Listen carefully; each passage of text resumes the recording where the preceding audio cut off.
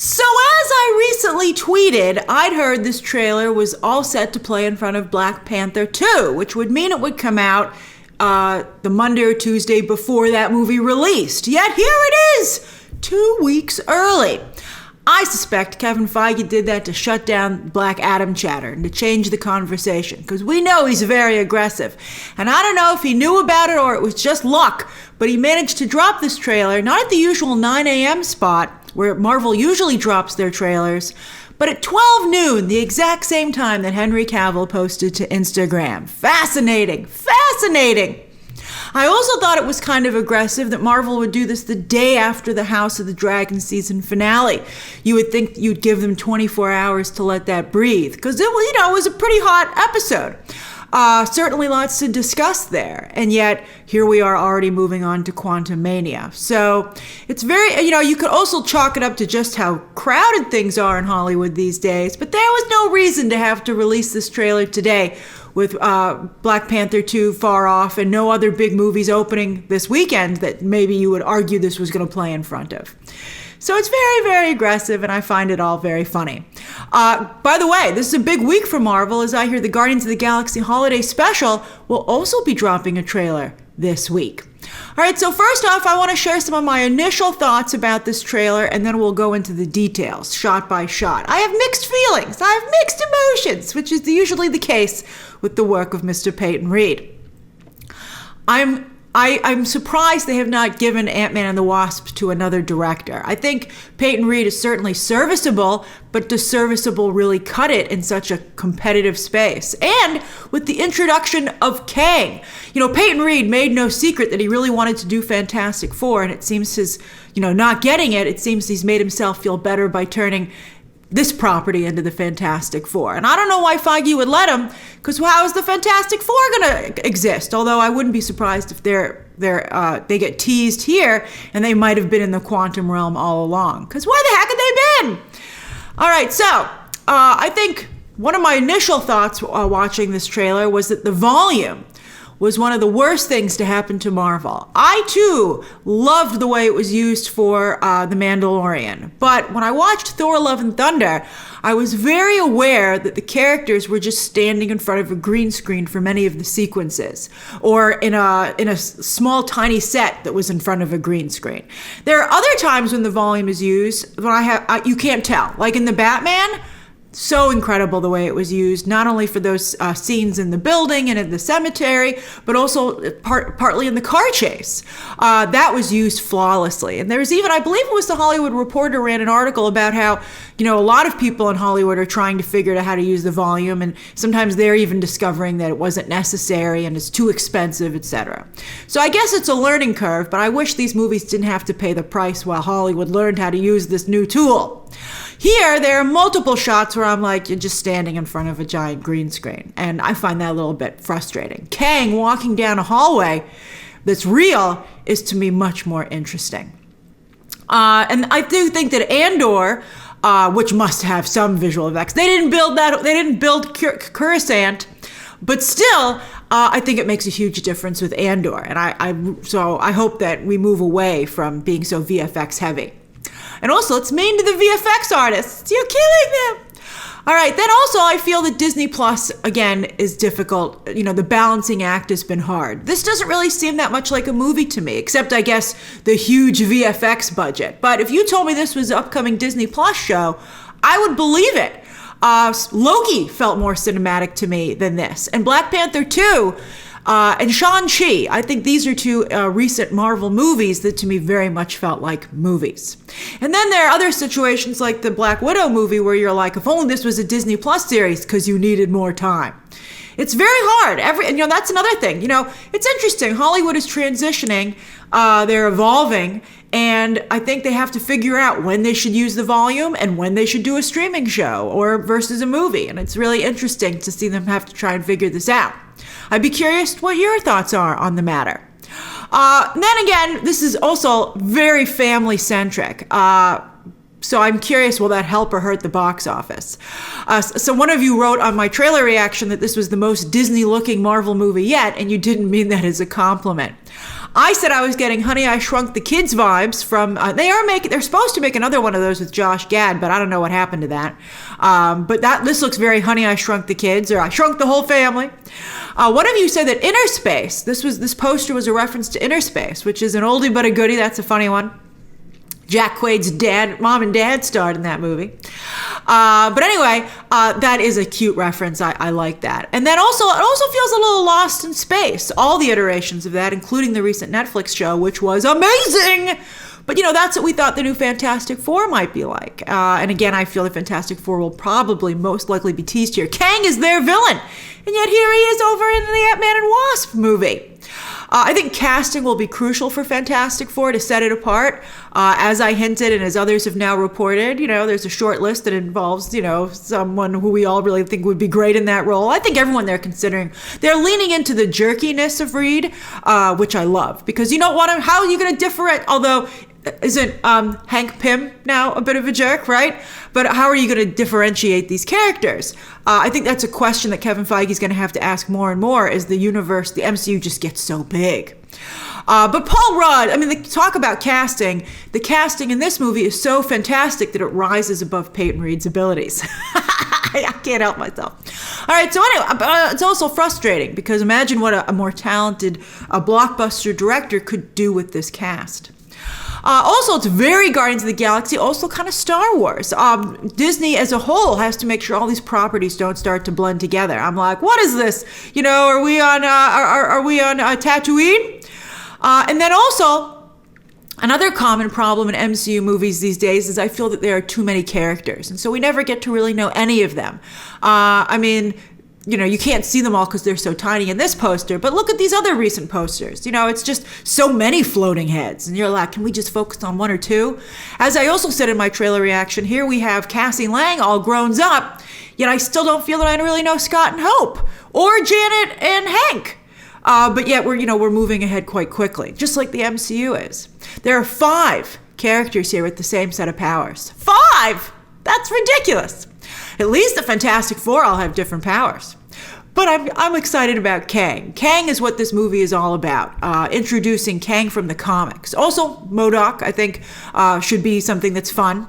Marvel's very smart. Marvel, love it or hate it, Marvel knows how to build stuff so that it sparks conversation, and this movie is no exception. So I'm excited, he's going to be a big villain, Kang. This is the next Thanos, him and Doom, who's also coming very soon. And so I'm excited about this. You're at very least getting Kang Dynasty, and I suspect Kang will be a part of Secret Wars as well. And I wonder if they'll be as clever with the way they use his character as they were in Loki. I just thought that was just so charming, and I'll never forget the moment when the elevator doors opened. We've been teased so much. We were just coming off of No Mephisto, and we were like, man, this sucks. And then we were like, are they just going to talk about, Kang? And then the elevator doors opened, and he was home. And it was glorious. And he gave us this whole wonderful scene, and he explained some really interesting things. And I thought that Jonathan Majors' performance had so many different layers. It's very exciting. So I'm just excited to meet Kang. And he's already the most interesting parts, in my opinion, of this trailer. Also, I have to tell you, I still really like the Wasp. And there are some things I'm excited about here, too. I think there's so much potential here. I'm also frustrated that it has yet to be realized, especially considering the fact that the Wasp was a founding member of the Avengers, the first female member, and the first leader of the team, period. And yet she's never even served on the Avengers to this date. And we're heading into Avengers, 5? It's ridiculous. Oh, and by the way, this entire movie's plot is leaked online, so be careful. There are lots of spoilers out there. All right, so I'm trying to avoid detailed spoilers because I think it affects the movie-going experience to know all these things in advance. You feel like you're just checking boxes rather than... I think it's a mix of knowing in advance and the way these stories are told these days that it seems more like checking boxes than telling an actual story. And I think it's interesting because Andor is indeed pulling in the other direction, but it's the pendulum effect. I think Andor went too far in the other direction, and we have to settle somewhere in the middle. If Andor just had more Easter eggs, that would be a thing of beauty. It's frustrating. All right, so let's look at this thing. All right, here we go. All right, so we're back in San Francisco, and there's Paul Rudd. Oh, he's so great. I love him so much. He's now a celebrity. Look, he's back at Baskin Robbins, employee of the century. Again, how much did Baskin Robbins pay for this? I bet you so much. I hope there's an Ant-Man promotion and an Ant-Man or Quantumania flavor of ice cream. I do enjoy Baskin Robbins flavors of the month, and particularly during the holidays. They make a mean ice cream cake. I'm a fan. So anyway, look, he's got fans even. Oh, that's adorable. That child's so cute. So he's like, yeah, man. So they're celebrities. This is, you can see what it is. It's the Humanitarian Global Services Award. So I guess he's going to get an award for saving the world, right? Shouldn't that rat's somewhere on Twitter being like, it was all me, man. But I'm surprised they didn't pay for more paparazzi. That's very low on the paparazzi scale. Maybe this isn't that hot a ticket. Maybe this event's not all that. But you would have far more paparazzi there in real life. I really hate Janet's hair. And it's a shame because I think that Evangeline Lilly would rock a pixie cut, which is totally appropriate and comics accurate for the character, but the hairstylist did an awful job. We'll talk about it when we have a better shot. One of you really nailed it with the joke, so I want to repeat that. This one, so he says, everybody says, the same thing, and I feel no disrespect to this actor, but it makes me feel a little bit sad because I'm like, oh, this is the cameo Stan Lee would have had. And that guy even looks a little like Stan Lee, which I feel is kind of in questionable taste. I wish it was somebody else, but it's a funny joke. So, because, they're both bugs. Although Spider-Man's not in San Francisco. So here they are in their little family digs, all hanging out together. It's family night in the science lab. And Catherine Newton, speaking of hair, I love her as a brunette. She looks phenomenal. And there's like a little bug in the background on that monitor. Adorable. So she's been doing some extra credit work. Her makeup is on point. I love the subtle but yet fantastic eye makeup work. Hope must be giving her eye makeup lessons because it's really fantastic. All right. She looks fantastic. She looks great. So she's like, I've been building a signal. I'm sending people still need help, Dad. I'm sending people to the signals to the quantum realm, just like we send signals to space. And I don't think we should send signals to space. We're always like, is there other intelligent life out there? I'm like, I don't want to know. Why are you assuming that they're nice? I mean, we're having enough problems here on Earth with the people who are already here, with the beings that are already here. And Janet Van Dyne agrees with me. So she's like, whoa, wait a minute. Are you sending a signal to the quantum realm? And look at that hair. Oh my gosh, let's just stop for a moment. It looks so bad. I could maybe understand that Evangeline Lilly didn't want to cut her hair in real life. And you know what? I apologize if she did, because then I feel even worse that she's actually walking around in real life looking like that. But I would think that the hairstylist, or even Peyton Reed himself, would pull her aside, or her agent, and tell her to look at the video tap and say, this is how you're going to look in the movie. Hair grows back. Or you could wear a wig with longer hair later if you don't want to walk on the red carpet with short hair. But, this movie's forever. This is a big movie. We're introducing Kang here. And this is how you're going to look? Oh, all right. So she's like, turn it off now. But it's too late. Oh, but I like this shot. That's great casting. Catherine Newton actually looks like she's related to Paul Rudd. I think that's excellent. That really does look like his daughter. I love it. That's phenomenal. I wonder where she got her science ability. Certainly not from her dad. He's a thief, a thread they totally lost, although he did talk about being an ex-felon. So look, they get all Honey, I Shrunk the Kids. They get pulled into here at the blue energy of Kang. I do like that color blue. If I ever was going to dye my hair a color, it would be that blue. So they get sucked in. I like, by the way, that Scott Lang was holding on until his daughter got sucked in. He was going to let the whole, Pim Van Dyne family get sucked in there and be like, oh, well. But once his daughter got pulled in, he was like, all right, I guess I'm going in. So there they go. We get the Marvel logo. I like the little glowy effect on there. I think that's nice. Now I hate that shot. I hate it. As I said, it's total green screen. I don't even believe they're in that world. And it's the same even color scheme of Guardians of the Galaxy. But this is inner space. So they're in the quantum realm. And why am I inside like a dust mite? Why can't I see the rest of the world above me, right? That doesn't make any sense to me. She's like, where are we? And he's like, welcome to the family business. So, here, hold on. Here's the welcoming committee. Robot looks just like from Lost in Space now that I think about it. That's a great show. If you haven't watched Lost in Space on Netflix, it's over. I think someday it'll come back. But if you need something to watch, I highly recommend it. I wonder who this hooded figure is. Ooh, mystery. All right, so there's a whole bunch of them. Are they like bands of people who got sucked into the quantum realm? Now, Janet Van Dyne has her own reveal here, and so we'll talk about that in a moment. Okay, so put a pin in that. So, oh, by the way, look at that shot. Oh, look how great the Wasp, is that, I think that, no, that's the Wasp. Yeah, they took a lot of the yellow out of her costume. You know, usually she's smizing like crazy. She's making Tyra Banks proud. Because usually when you can't see a lot of an actor's face, you would think it would be a real hindrance. And they would be like, oh, I don't want to do that. I guess the difference here is you can still see her eyes. Whereas other characters like Cyclops, you can't see the eyes. And I think that's, you know, different. That's tough. But here, she's doing Robert Pattinson levels of eye acting. And her eye makeup also is just phenomenal. They should be doing eye makeup kits for this movie to promote it. And I would buy one. I'd be like, oh, I love it. It's a smoky eye, but yet not. She just looks phenomenal. And it's a really big window, so you can see her eyebrows too.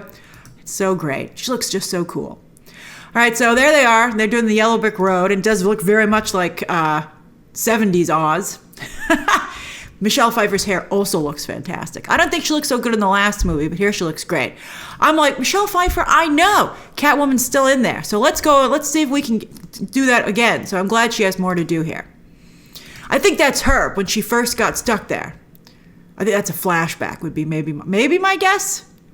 Not, let's see. But I'm guessing maybe that's her. All right. So she's going through. She's got her ski clothes on. Isn't that nice? That's the family, you know, Hank, Janet, and their daughter. And so she's like, I got to tell you. And so basically, this is interesting to me because in the comics, at the end of Secret Invasion, basically, Janet Van Dyne, the Skrulls turned her into a human living bomb. And she exploded, and everyone thought she was dead. But in fact, she imploded. And she was shunted into the microverse where she was a fugitive for a while, and she actually dressed somewhat similar to this. So this is actually somewhat comics accurate. They've just kind of melded the stories together, as Marvel tends to do. So I think that's pretty cool. So it's comics accurate, so I have more respect for it. Although I think it's funny that, you know, it's also a little like Dune. They even kind of dress and hold on to the creatures that they're riding the same exact way. What? That's funny. It is like Dune. All right, so they're going through, but again, I'm like, you're just standing on a platform, and you're in the volume, which is very distracting to me. All right, so there's again. I'm like, oh, the hair looks bad, but you know, this is also a very comics accurate look. It's just poorly executed. So look how great Michelle Pfeiffer looks. All right, so she wants to hide her identity. I'm not going to tell you why, even though I know why, because I know some spoilers. Another gorgeous beauty shot. The hair and makeup team, except for Janet's hair, really outdid themselves on this movie. All right, so we're science. Now, many people are pointing out, and I agree, this looks like giant 10 rings. And maybe this is where they come from. Although, why were they? I guess they should have invited one of this group to their little video chat, their little Zoom conference, because then maybe they wouldn't have at the end of that Shang-Chi been like, we have no idea where the signal's going. It clearly seems to be going to the quantum realm. So you can see Kang's technology uses all that blue light. That's his signature color. And he says this isn't what you think it is. And I think, you know, interestingly, I bet you that he's amassing this giant army where no one can find it in the quantum realm because it's very tiny, and then he's going to blow it up. And that's actually pretty brilliant. There's an invading force right here on Earth, but it just fits on the head of a pin. That's very big. And look, poor Paul Rudd. They lit him very poorly here. But he's like, whoa. Yeah, maybe that's what he's upset about. Look at this shot. That's my favorite shot in the whole trailer. Look, and Jonathan Majors, what a pose. Oh, he looks so incredible. And I like that in this, when he turns his head like that, his whole mask isn't lit up with the blue. That's how, you know, he's supposed to have blue skin in the comics. But here, it's just the blue light powering a suit reflecting in the helmet, which is pretty cool. I guess maybe he can be like, I'm a little like Iron Man too to some degree. It's fine. I'll allow it because he looks so cool and it's comics accurate. But it might be confusing to non-comic book fans. But just when he stands to the side there and you just see the lights, he looks super cool. And with imagine, you can see what Shang-Chi can do with tiny rings. Imagine what Kang can do with giant rings. Oh, I'm excited to see it. He looks phenomenal. He looks so good. So this February, meet Kang. And so a lot of stuff with the rings. So there's a whole bunch more. The colors have changed to red. And there's Hope. Oh, is that Hope or? Yeah, that's Hope. She's wearing the red. But she has the I think that's Hope, or is that Michelle Pfeiffer? That might actually be Michelle Pfeiffer. Okay. So these are great actresses that they've chosen across the board here. Incredibly likable and relatable. I love them. This is like it's the cantina. I can't believe they put a cantina scene in a Marvel movie. It bothers me. Or it's the new Star Wars hotel to some degree as well. There's Bill Murray. He has a funny role, which I'm not going to give away. Just basically like this movie's version of Jeff Goldblum in Guardians of the Galaxy. I mean, that's also very similar to Guardians. That's become very similar. But in Thor Ragnarok. Now look at this. At first you're like, yay, Giant Man's back. I love Giant Man. But look, you see the yellow little beading there? That's Wasp. That's her wings. What a great addition to her costume, that her wings kind of glow yellow like the Wasp, and she flashes almost like Tinkerbell or a lightning bug. Oh, I love it so much. And then, so there they are together. That's a great shot of them together. And he's Giant Man, and she's just in the foreground, but it makes them look like they're in the same shot. And I also love that. Big and small. I love it. That's really fantastic. So there is Janet again. With that looks like it's out of Stranger Things. It's getting tough. Shakespeare said there's nothing new under the sun, but I think he never felt there'd be so many sunbathers. All right, this is Paul Rudd again. What's going on? Someone keeps smacking him in the face before they roll camera? That's actually a pretty good look for Hope. She looks pretty good there. So things are going poorly. And Kang is making promises. He's like, I can get you home and give you more time if you help me. Oh, I love it. Classic villain, right? Temptation. So you see the two couples together. They never really got to, get together. You have Michael Douglas and Michelle Pfeiffer playing a couple, and they never really do anything together. It's driving me crazy. Hopefully in this movie they shall. This tech looks like it's all right out of Thor Ragnarok. So look at that. So this is like almost looks like a dream sequence. At first I thought that was maybe Cassie, because this is when Kang is saying, I'll give you more time. And she, of course, has the same power set. She's going to be Stature, who likes to Stature can do everything, but she's focusing on the big, I guess. But you can see lots of Ant-Mans down there. And it reminds me a little bit of the Mysterio sequence from Spider-Man Far From Home, which I adored. That was very CGI, but I didn't care because it was so well done. That was one of the coolest things ever. But yeah, so we'll see what's happening here. They're running around, and I'm like, not real. It's just the volume. I believe she is wearing. We'll talk about this when we get the shot of all three of them. There's Kang, head on. So you can the blue effect on the suit, right out of the comics. He looked like he floated right off the page. I don't love the look in real life, but I think that this is just a bad shot. Jonathan Majors is making it work. Now look, there they are. I think that Cassie is wearing Hope's former suit, the colors she had in the earlier last movie, which makes sense. But one of you said, this was because she looks just like it in this shot, one of you said that she was channeling Judi Dench, and I'm like, oh my God, you hit the nail on the head. That's exactly right. And look, it's one of those things where, we've seen this so often in video games and in movies where you have a whole world like in a loop. And so, you can see it go up on the wall. So they're like, we don't know if we want to take this deal. And I'm like, it's just like the Fantastic Four. So here he is, comes down a real hallway. Thanks for building it. I appreciate it. And he's talking to Ant-Man, who's still the star of the movie. Oh, he looks great. I'm glad he took his helmet off. I'm glad sometimes he has his helmet off.